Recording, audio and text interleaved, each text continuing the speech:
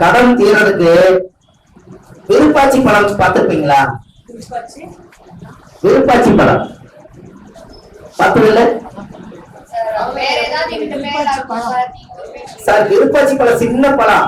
விருப்பாச்சி பழம் ரொம்ப அற்புதமான விஷயம் அல்லவா? தெரியாதா? விருப்பாச்சி வாழைப்பழத்துல விருப்பாச்சி பழம்.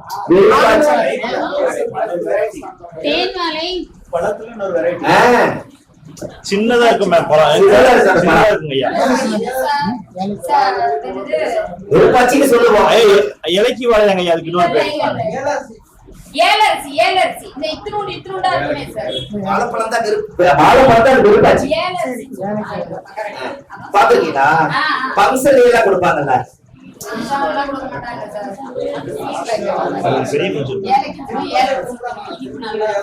சார் அந்த பழத்துல செவ்வாய்க்கிழமை மணிக்கு அந்த பழம் வாங்கி சார் எழுதாதீங்க.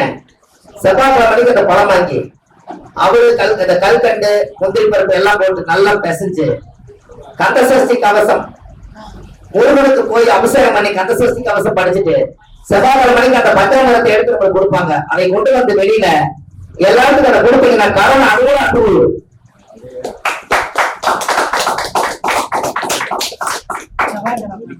சார் விருப்பாச்சி பழம், அது விருப்பாச்சி பிளஸ் உங்களோட வானிலை ஏதோ போட்டு அது உங்க வானிலை போடுங்க.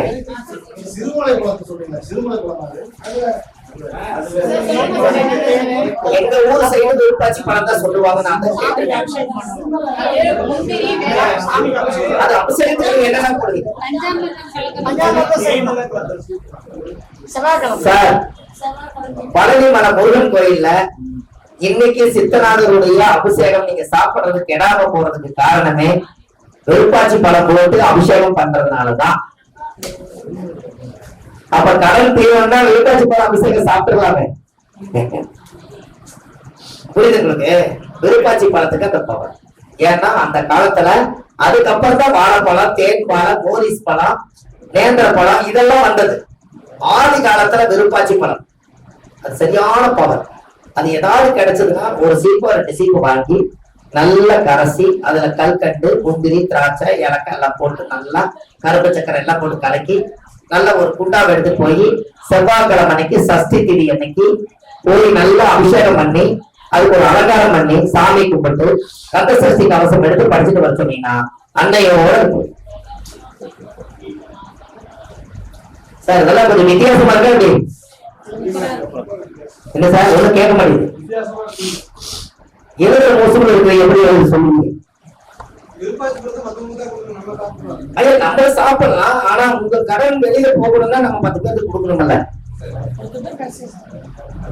அத கொடுத்துட்டு பழனி அபிஷேகம் பண்ணாலும் சரி என்ன பண்ணிடுங்க. இந்த முடி எடுக்கிறாங்க பாத்தீங்களா? குழந்தைக்கு முடி ஒரு 10, 50 பேர் 100 பேருக்கு எடுப்பாங்க ஒரு கோயில்ல.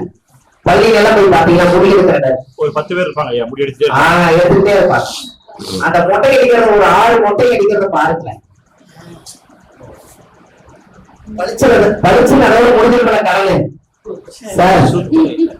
பளிச்சு முடிஞ்சிருமல அவ்வளவு சம்பந்தப்படுத்தி சரி கருமால ஒரு 6 கடனா ஒரு 6 மொட்டை அடிக்கிறது பாருங்க.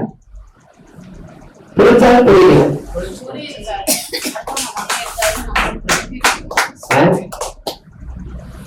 சார். என்ன சார்? சார் மொட்டை அடிக்கிறது மட்டும் இல்ல, மொட்டை அடிச்சா என்னன்னா சம்பளம் பூசுறாங்கல்ல, அது எது பூசுறாங்க? அப்புறம் சார் அப்படி இல்ல, அதெல்லாம் இல்ல. சனியில கர்மா அவரோட வேலைகள் வச்சிருக்கனால சடை பிடிச்சு கிடக்குற கர்மா. இந்த சனியெல்லாம் நம்மளை விட்டு விலகி போய் சந்தனம் என்பது மஞ்சள் வந்து குரு வறுமையெல்லாம் போய் இனிமேல் நமக்கு நறுமணமா வாழணுங்கிறதுக்காக சனியை மாற்றி குருவா நீங்க கொண்டு வர்றீங்க. அதனால மொட்டைங்க அன்னையோட ஒரு மொட்டை அடிச்சிருவாரு, சந்தனம் பூசிடுவாரு, ஜம்முன்னு காலுக்கு கடுக்கு அது இதெல்லாம் போட்டு இன்னையோட எல்லாம் போச்சு. கடவுள் கட்ட எல்லாம் புது துணி, புது ட்ரெஸ், சிக்கிச்சல ரோகம் இல்ல, எங்கேயுமே ரோகம் இல்ல, எல்லாம் முடிஞ்சு. இனிமேல் நான் போய் வாழ்க்கையை ஆரம்பிக்கிறேன்னு குருவா போவார் காத்துங்க சனியா வந்து கருத்துலையா சார்? அந்த காலத்துல ரசிச்சு சொல்றதுக்கு ஆயுசு பத்தார். ஆதிகார பரிகாரம், அதாவது ஆதிகார பரிகாரங்கள் வச்ச கருத்துலையா பேரு சார். எவ்வளவு பேர் வைக்கிறாங்க. ஆதி காலத்துல வாழ்ந்தவங்களுக்கு ஒரு ஆதிகால பரிகாரங்கள் வைக்கலாம் அப்படின்னு வச்சு. அப்போ ஆதிகால பரிகாரங்கிறது நம்மளுக்கு எவ்வளவு ஒரு அற்புதமான விஷயம். அப்போ ஒவ்வொருத்தருடைய வாழ்க்கையிலுமே இந்த பரிகாரங்கள் எல்லாம் அதிகாரமா செய்யறதுக்கு அந்த காலத்திலே முன்னோர்கள் வந்து ஒவ்வொரு இயக்கியிருக்காங்க பாருங்க. அப்போ மெயின் என்ன அப்படின்னு கேட்டீங்கன்னா, நீங்க இனிமேல் உங்க வாழ்க்கையில ஜாதகம் பார்த்தா 10 பரிகாரங்கள் சொல்லுங்க, போய் பண்ணிக்கிறது நல்லது வந்து உங்களுக்கு நன்மை. சார் ஜாதகம் பார்த்தா ஒரு 10 பாயிண்ட் சொல்லுங்க எனக்குமா. இப்ப அசுவதி நட்சத்திரத்துல எழுதுனீங்க, யானைக்கு அசுவதியில யானைக்கு உணவு கொடுங்கன்னு சொல்லுங்க, வாழைப்பழம் 2 நாள் வச்சு கொடுங்கன்னு சொல்லுங்க, சோறு வாங்கி கொடுங்கன்னு சொல்லுங்க, விநாயகருக்கு வந்து காலையில கும்பிட்டு போங்கன்னு சொல்லுங்க, அஸ்வினா குதிரைக்கு பச்சை புல் வாங்கி போடுன்னு சொல்லுங்க.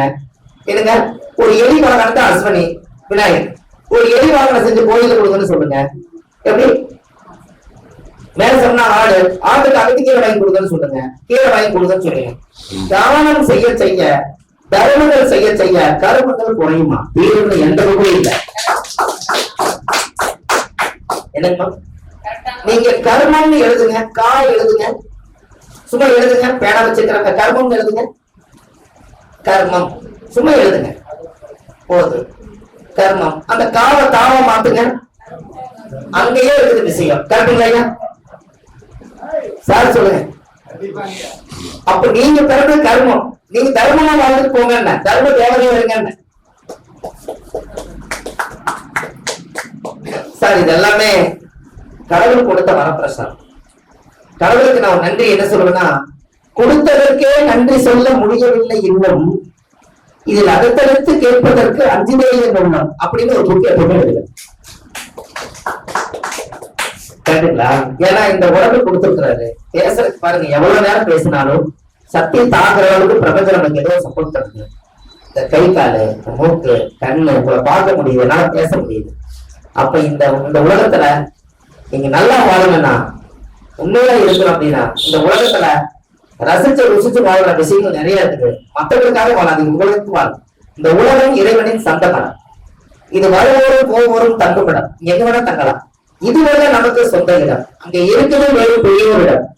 கருவுரையில் இருந்து ஒருவன் புறப்படுவான், களைப்பார கொஞ்சம் அமர்ந்துடுவான், எல்லோருக்கும் ஒருவரையை கொண்டாடுவான், ஒருவருக்கும் சொல்லாமல் ஓடிடுவான். இதான் வாழ்க்கை. எப்படி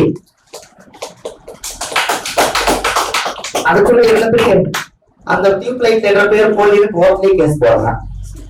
100 ரூபாய் உபயம் அப்படின்னு. எந்த ஒரு உபயம்? இங்க அபாயமே இங்கதான் இருக்குது, அதுல வேலை செய்யாது. நாங்க பார்த்துட்டோம்ல ஐயா, நாங்க வயசு என்னமோ 43 தான். ஆனா 43 வயசுல நான் பேசுற பேச்சல என்னுடைய ஆதி காலத்துல என்னுடைய கஷ்டத்திலிருந்து கொண்ட அனுபவமான வார்த்தை இல்லையா. கிராமங்கள்ல சாப்பாட்டுக்கே வழி இல்லாம வாழ்ந்துட்டோம். அதுதான் இது, புரியுதுங்களா? நம்ம ஒண்ணுமே கிடையாது. நம்ம குருநாதர் ஐயா இருப்பாரு, கிளி ஜோசியை பார்த்துட்டு இருப்பேன். மாப்பிள்ளை போற ஸ்பீச் எல்லாம் பிற்காலங்கள்ல ஒரு நாள் உங்களுக்கு ஒரு நல்லா வருங்க மாப்பிள்ள, நீங்க ஒரு நாளைக்கு ஒரு கையில மோதிரம் போடுங்க, டாப்பா இருக்கிறோம், எனக்கு ரொம்ப பிடிச்சிருக்கு மாப்பிள்ள ஒரு பேச்சு அப்படின்னாரு. அந்த குரு வாக்கு சொல்றதுக்காகவே அவர் சொன்னதுல ஒரு பெரிய மோதிரமா செஞ்சு அவருக்கு அந்த 200 பேர் அவர் போட்டோ காமிச்சார். ஒரு மோதிரம் போட்ட, இது காசு போடுறது, அவங்க வாக்கை காப்பாற்றணும். நான் கிளி வரிசை பண்றதுல கண்ணு தெரியாத 33 வருஷம் குருட்டிக்கு இந்த குருட்டிக்கையை வச்சு அது வாடகை சீட் எடுக்கும். அது அப்படி வர 3 எடுக்கும். 3 எடுத்து அவர் ஜோசிக்கிற 1 ரூபாய் போடுவார். இந்த 1 ரூபாய்க்கு 3 சீட்டை எடுத்து